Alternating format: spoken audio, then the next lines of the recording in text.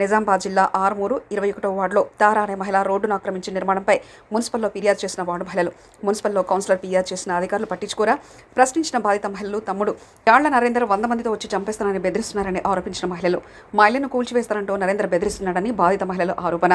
మాకు ప్రాణభయం ఉంది, రక్షణ కల్పించండి, జిల్లా కలెక్టర్కు ఫిర్యాదు చేస్తామంటున్న 21వ వార్డు మహిళలు.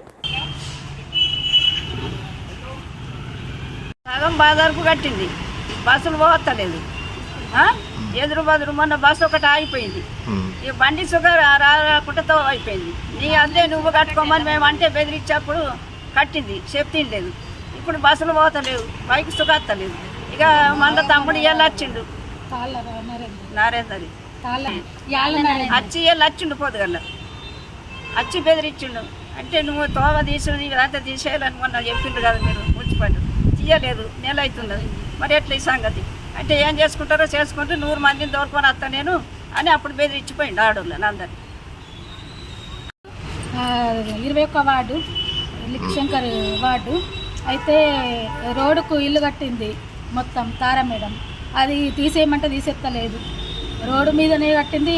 అది అంబులెన్స్ వచ్చి మొన్న అది శవం తీసుకురాగా గట్టెర్లో దిగింది. దిగినా కానీ ఆమె ఇంటలేదు. మేము మున్సిపల్ ఆఫీస్కి వచ్చి అప్లికేషన్ పెట్టినాం. సార్ ఒకరోజు వచ్చి చెప్పిండు, మళ్ళీ రమ్మంటే రాలేడు.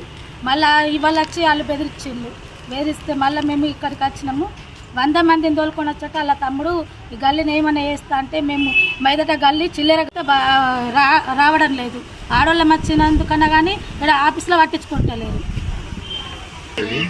అది అంటున్నారు. అది తర్వాత ఏమైనా వేసినప్పుడు మాట్లాడతాం, ఇక అప్పటిదాకా చూస్తాం.